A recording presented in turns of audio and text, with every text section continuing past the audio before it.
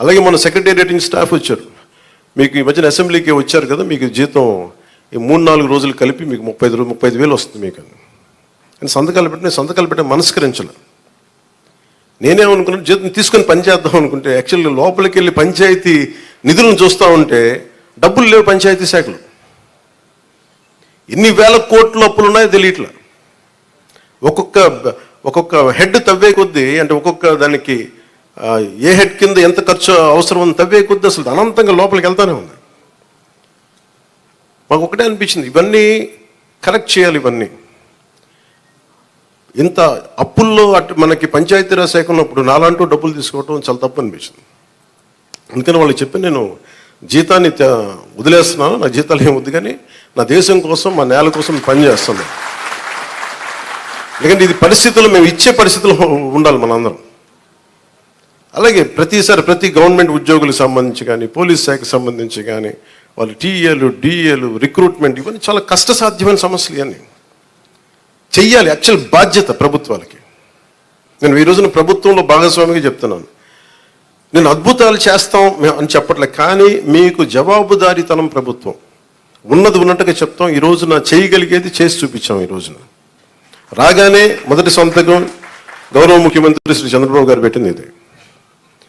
మేము అనుకున్న skill senses నేను ముందు ఇనిషియేట్ చేశాను. ఇక్కడ వారాహి సభలో చెప్పాను, స్కిల్ డెవలప్మెంట్ జరగాలి. ఒక యువతలో ఎంత ప్రతిభ ఉందో తెలియదు మనకి. వారి ప్రతిభను వెలికి తీయాలి, వారి సమర్థతను వెలికి తీయాలి. వాటిని పెట్టుకుని అది 5 సంతకాలు అది ఒకటి అయింది. అలాగే ఈ రోజున మేము మాట చెప్పినప్పుడు మన పిఠాపురం నియోజకవర్గానికి సంబంధించే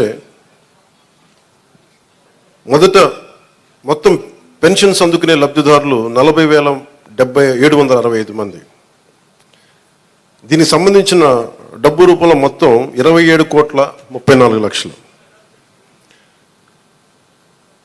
వృద్ధాప్య పెన్షన్ అందుకునే వాళ్ళు దాదాపు 20,396. వితంతు పెన్షన్ అందుకునే వాళ్ళు 9,970. దివ్యాంగులు పెన్షన్ తీసుకుని 4,819. మత్స్యకారులు 1,498. చేనేత కార్మికులకు సంబంధించిన 997. కల్లుగీత కార్మికులు 619.